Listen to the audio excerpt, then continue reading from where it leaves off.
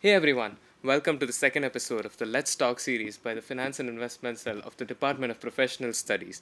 In this episode, we have a very special guest, and when I say special, she's very well known across Christ University. An analyst at Swiss Re, the co founder of the Sustainability and Forest Education Club, and Cufflinksia, a change maker and an initiative taker through clubs such as the Center for Social Action and Genesys, a keen believer of sustainability, a person whose love towards the environment is boundless. We would now like to welcome our very own Peddina Sripriya. I'm Rohan, And I'm Madhumita. and today we are going to be your hosts. Alright, so thank you so much, Rohan. And it's such an honor to have you here, Shri Priya. We're so glad you could make it. And I'm sure what Rohan said isn't enough, and the audience would love to know a little more about you. So could you please tell us a little more about yourself?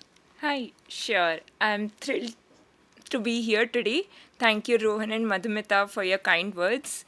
And since childhood, I've loved taking part in painting, yoga, literary events, cooking, and volunteering, and so many other activities. So, I did my schooling in Odisha, where I pursued commerce in 11th and 12th, and then I went on to study BBA Finance and Accountancy and Masters in Actuarial Science at Department of Professional Studies, Christ University. So during my bachelor's, I was also getting the guidance of to clear fellowship from Insurance Institute of India and pursue ACCA, which is Association of Chartered Certified Accountants. So that time I realized how vast the fields of finance and insurance could be. And even though there's just less than 5% penetration of insurance in India, even though um, it's a savings and protection tool which everyone should be taking. So that time I researched more about it, and when I was in my final papers of I went through actuarial science. I did a online course on edX and found it really interesting.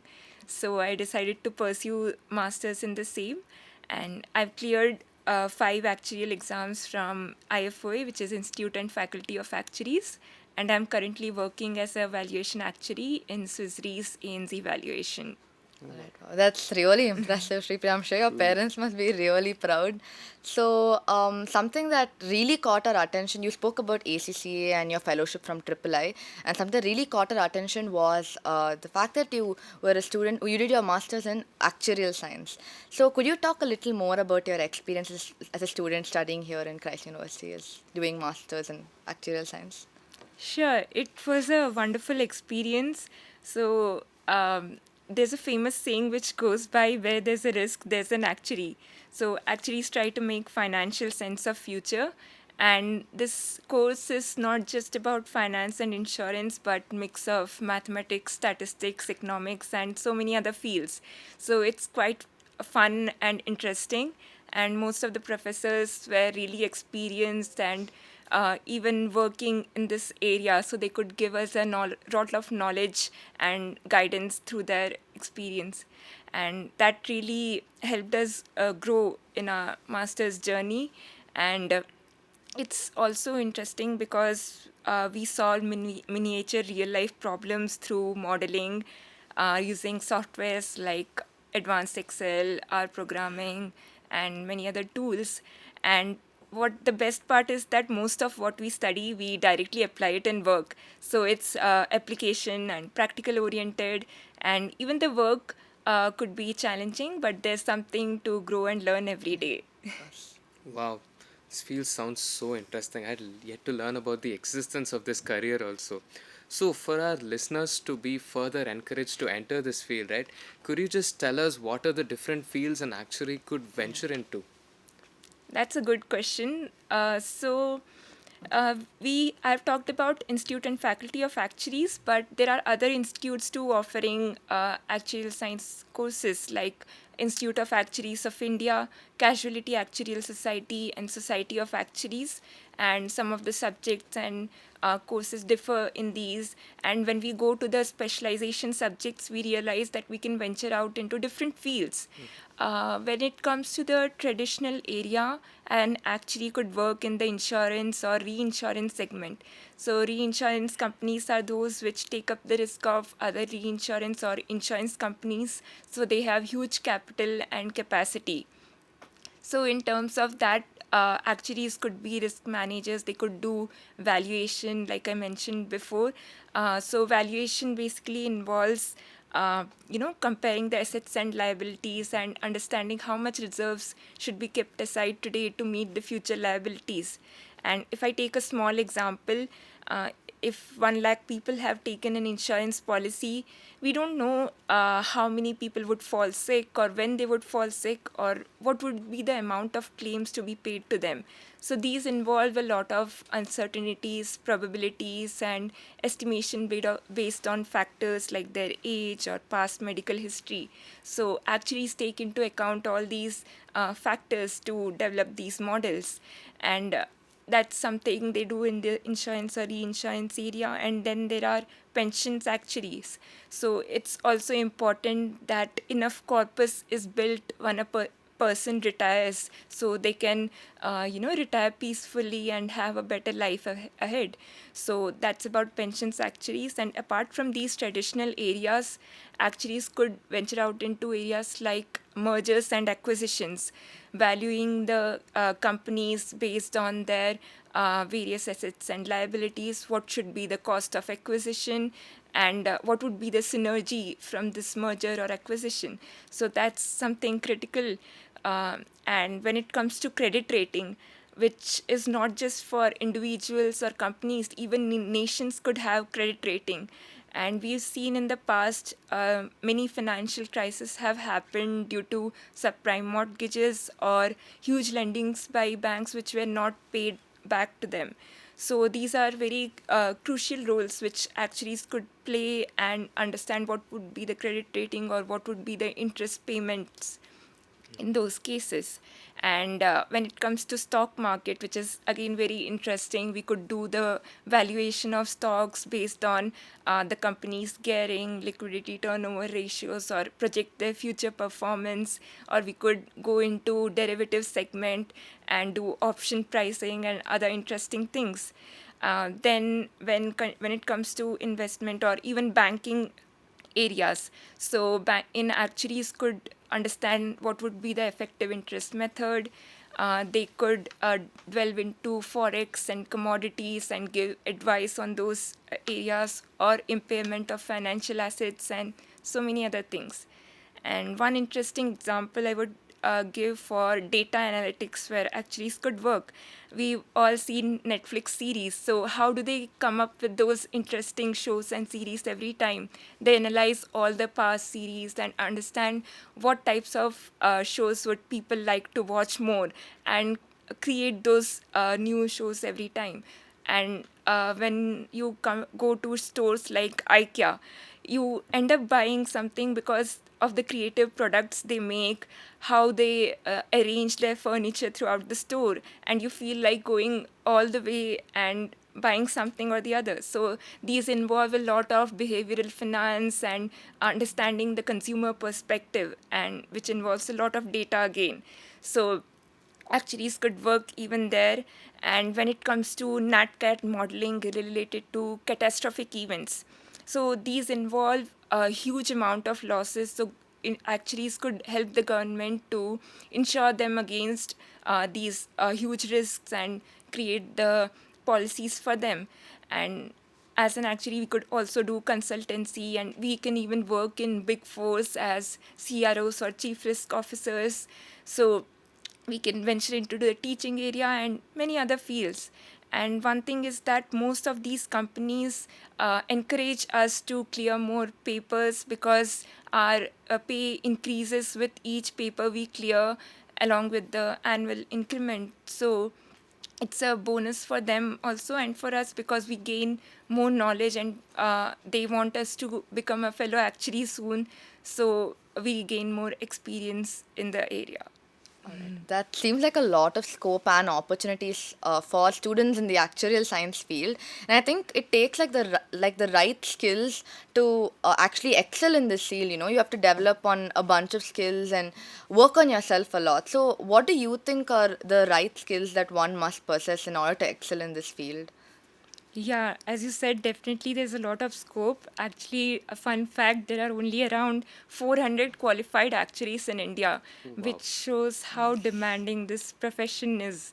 And when it comes to the skills, it's important to have both software skills like teamwork, communication, presentation skills, and we could also focus on learning the software skills like advanced Excel, R programming, and courses like Python, Power BI, SQL, SAS, they could be an added advantage.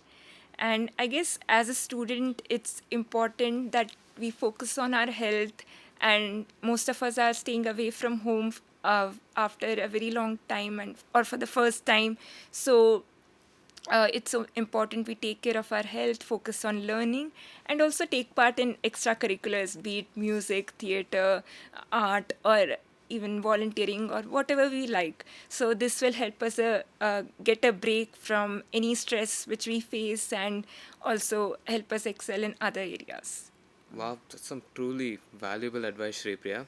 And one more thing, you had earlier mentioned that sustainability is very important to you, especially on a personal level. So, how could you link sustainability with finance for our audience? Thanks for asking this question actually. So, on a personal note, I'm a sustainable menstruation trainer, and people are shocked when I tell this, but one disposable sanitary pad contains about 90% plastic. So, it has the amount of plastic of 4 plastic bags. So, this cannot be recycled because it has to be either incinerated, which releases carcinogenic chemicals, or dumped in landfills. So this creates a lot of issue for the environment, and it has a lot of adhesives, absorbent gels, and other fragrance chemicals, which can directly enter our body and cause harm to us in the long run. So it's not only bad for the environment but for our health too. And when it comes to menstrual cups, so these are really eco-friendly, and uh, it's very comfortable. I've been using them since more than 4 years now, and there's no going back to disposable pads. And to understand the finance side, here's the math. So one menstrual cup just costs around 700, and it could last for 10 to 15 years.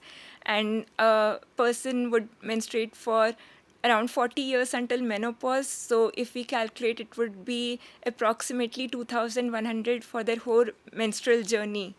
And when it comes to cloth pads, it could cost around 700 for a full cycle, which lasts for 3 to 5 years. But when it comes to disposable sanitary pads, we would be spending more than like 125 rupees per month, which is like 1,500 a year, and more than 60,000 for our whole menstrual journey. So, isn't a cup user both sustainable and financially smart? Yeah, So, sure, sure. Yeah. yeah, and when it comes to a global level, I think we've heard of something called green financing. So investors are judging companies not just based on their profits or revenue, but also on the environmental impact they are creating. They're being judged on their carbon footprint. There's something called ESG, environmental, social, and governance concerns and reports, so which they need to mention in their annual report.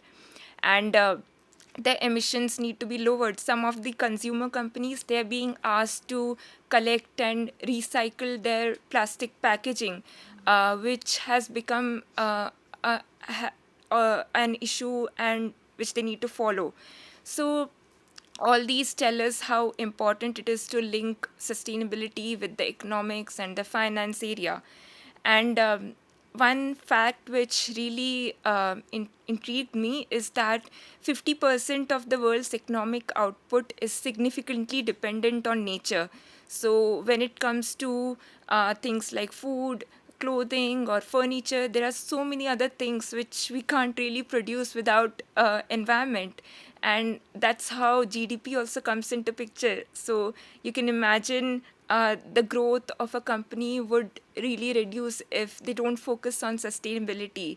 And there can be, I could give an example of Bhutan here. So Bhutan is a carbon negative country, which means it absorbs more carbon than it produces, and more than 70% of its area is covered with forests. And a lot of its renewable energy, like around 70%, is exported to India. So they are profiting from this environment and being sustainable at the same time. So that's a win-win for them. And we could also learn from these areas. And actually, when it comes to last year, March 2020, it was the hottest month in 122 years. So we are having early summers, though March is the time of spring, and we are having long heat summers and so much of heat waves. So it's an alarming situation again. And if we see, it's not just like the nature which is getting impacted, we are also indirectly getting impacted slowly, because we'll be facing power, water shortages. There would be random floods or droughts, due to which the crops are destroyed. And almost 50% of the laborers, they work outside when it comes to construction workers or farmers, and so many die due to these heat waves. So I guess it's time we take action and protect our environment to ensure even we grow economically and financially in the long run. Wow. Yeah, that is very true actually. And Yeah. I think what you said was very, very informative and interesting. It takes a lot of research actually to link a concept like sustainability with finance, with your menstrual cup idea and the Bhutan example that you gave. So we're down to our last question for this segment. And the question is a fun question. And we'd like to know what you would do if you had the chance to go back and be a student. Like, what would you do differently if you had the chance to go back and be a student? Oh, I think I should do time traveling now. So, yeah, as a student, I always ensured I understand whatever is being taught in class, but maybe I could have taken a step further to research more on things which were not being taught, or things like why a particular investment should be good, or how and where a particular concept can be applied. So, this is something I developed more in my master's though, but yeah, I could have done this. And maybe on a personal note, I could have focused more. We could focus more on being close to our family, because there are some moments which we just can't get back. So yeah, these are Wow. some of the things. That's a really unique answer, and some of the audience would definitely take these points into consideration. So, ladies and gentlemen, this brings us to the end of this episode of the Let's Talk series. And thank you so much, Yeah. Sripriya, for being here with us. It Thank was you. indeed a very honorable moment for us. Yeah. Thank you so much. Thank you. Yeah.